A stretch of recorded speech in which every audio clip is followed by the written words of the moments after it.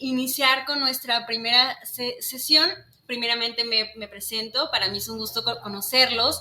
Soy Alejandra Vilés Robledo y soy licenciada en Filosofía por la Universidad de Guadalajara y tengo una maestría en Historia de México por la misma casa de estudios. Bien, les voy a presentar la diapositiva para comenzar.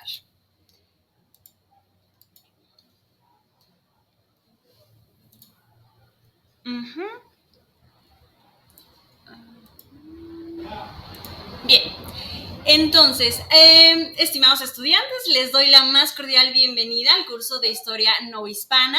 El curso va a constar de 4 sesiones en las que vamos a revisar primeramente la vida conventual femenina novohispana en el siglo XVIII para luego estudiar el tema de la nobleza novohispana, posteriormente las comunidades indígenas, para finalizar con el tema hacia la independencia. Les recuerdo que las lecturas para el curso ya están disponibles en la plataforma. Es importante revisarlas previamente para poder discutirlas en clase.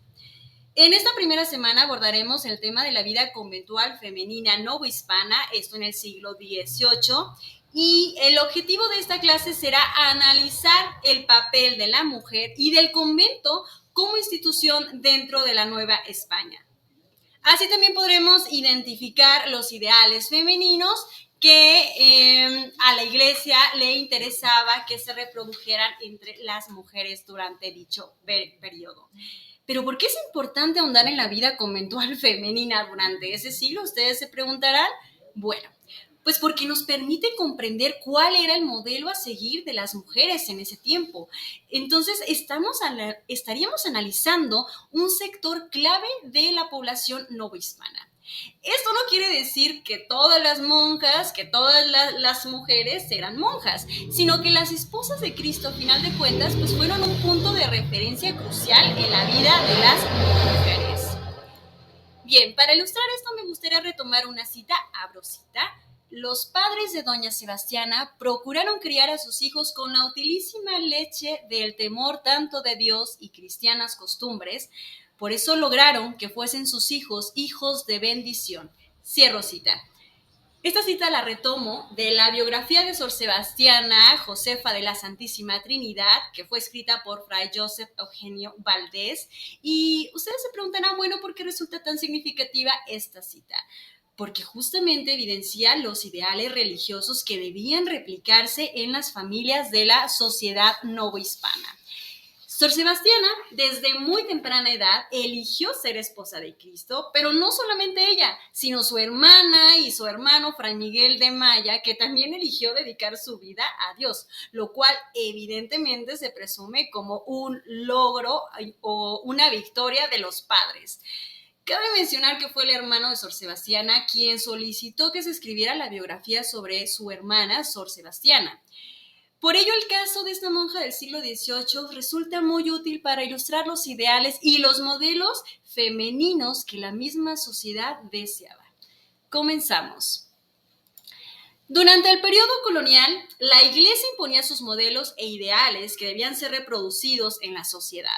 Y la mujer se encontraba presa en esta dinámica donde la autoridad masculina pues tenía la última palabra para el destino de las mujeres, puesto que las opciones eran sumamente reducidas para ellas.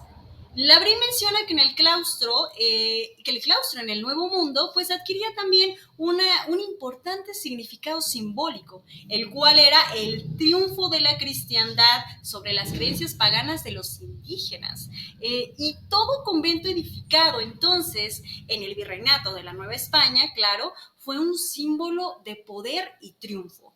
Por lo que la implantación de valores espirituales y sociales en el convento, en el mundo novohispano, pues constituía la labor más importante después de la conquista militar, ya que esta involucraba a las mujeres casadas o enclaustradas, ya que en ellas pues recaía la tarea de formar las creencias y el comportamiento de los niños.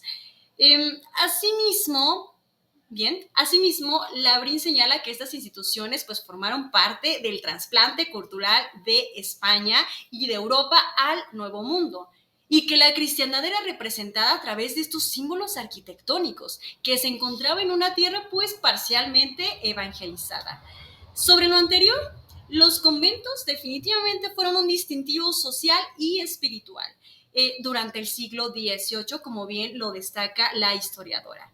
Cabe mencionar, y me parece sumamente importante mencionarles, que la Ciudad de México contó con 22 fundaciones de conventos y Puebla con 11, siendo estos dos territorios con mayor número de fundaciones, esto a comparación de todos los demás territorios de la Nueva España. Los conventos femeninos fueron considerados, sí, instituciones durante el periodo colonial, pero que se fundaron, a final de cuentas, a partir de mediados del siglo XVI. Sobre esto, la historiadora Labrín nos dice que a finales del periodo colonial existían 57 conventos, el último fundado en 1811, cuando el proceso político conduciría a la independencia de España, que esta ya se encontraba en ciernes. Isabel Mejía nos comenta que el convento desempeñó sí un papel importante durante toda la colonia, mismo que continuó hasta la Guerra de la Independencia. Y esto no solamente se refiere a la cuestión económica o del estatus social, sino que permitió un nivel de vida decoroso para las mujeres, donde los ideales de castidad, honestidad y amparo de la mujer por la figura masculina era sumamente importante.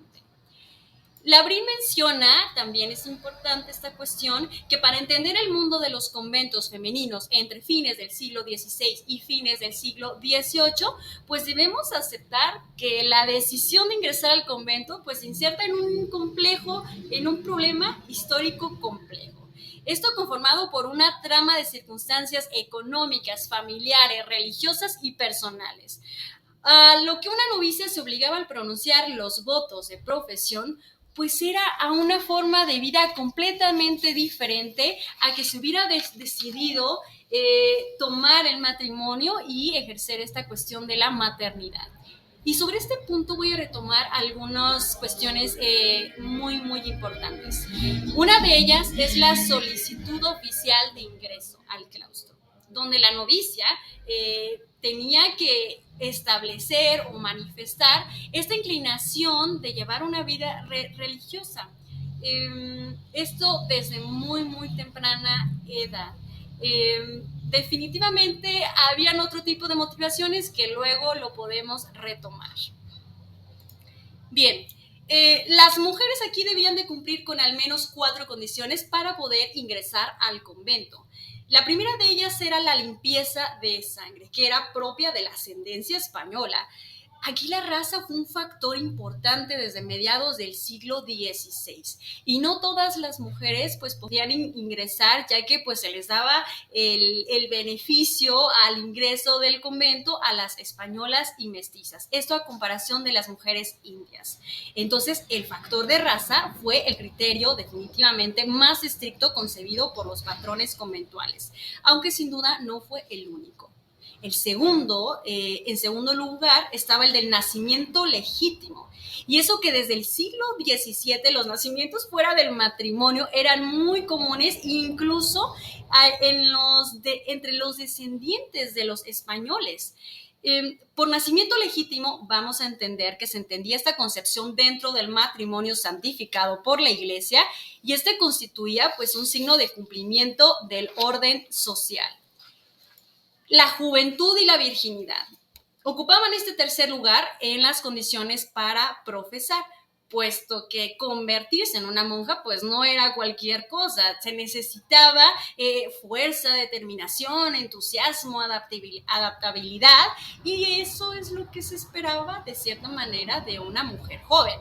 A los 15 años eran esta edad canónica mínima aprobada, donde se asumía que el aspirante pues ya tenía la facultad y la conciencia total de lo que implicaba esa decisión de entrar. Aunque definitivamente no siempre fue así, porque hay algunos documentos que remiten de que, bueno, las mujeres viudas pues también solicitaban ingresar a esos conventos debido a no poder llevar a cabo o no poder sostener a sus hijos y a ella debido a esta condición. Entonces, pues hubo excepciones.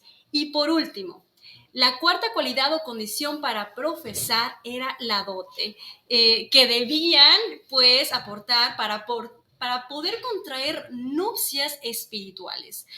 Aunque si bien algunos conventos pues consideraban la posibilidad de aceptar jóvenes sin dote, se sobreentendía que debía tener un patrono que pudiera proveer los recursos de su manutención, porque junto con otros donativos, las dotes eran necesarias para la manutención y el sostenimiento del convento.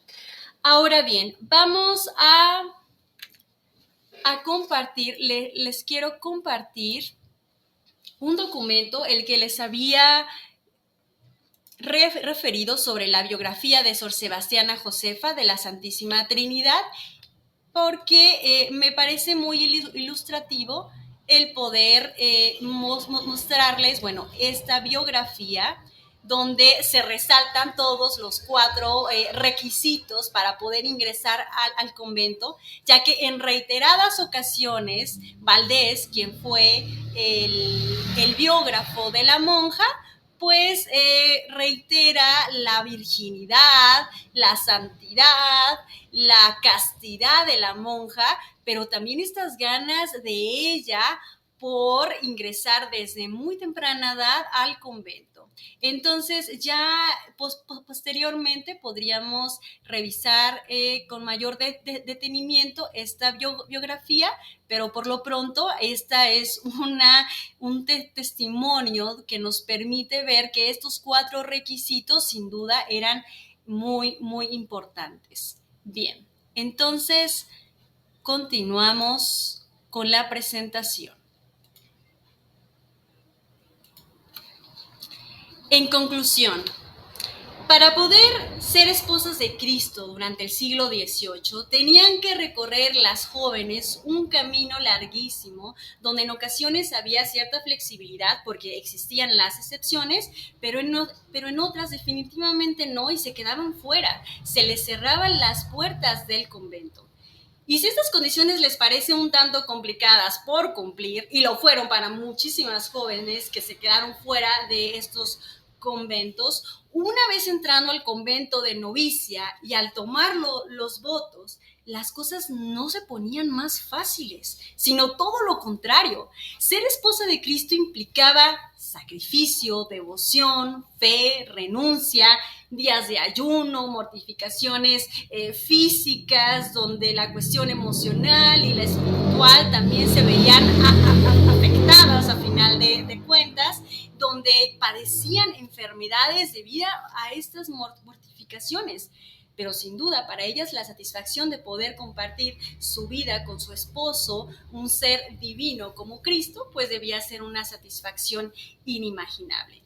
Y antes de concluir con el tema, hay que detenernos, me gustaría que nos detengamos a pensar y reflexionemos en torno al papel de la mujer y la manera en que ésta se desenvolvía en la sociedad patriarcal del siglo XVIII en la Nueva España, donde los hombres pues sí tenían los medios para vigilar y censurar a las mujeres. Aún así, estas buscaban espacios y maneras para poder ejercer la libertad y vivir y experimentar su realidad, en ocasiones en los conventos o en dado caso en el matrimonio, pero aún así tenían que someterse, como pudimos observar, a distintos filtros. Ahora, aterricemos en la actualidad.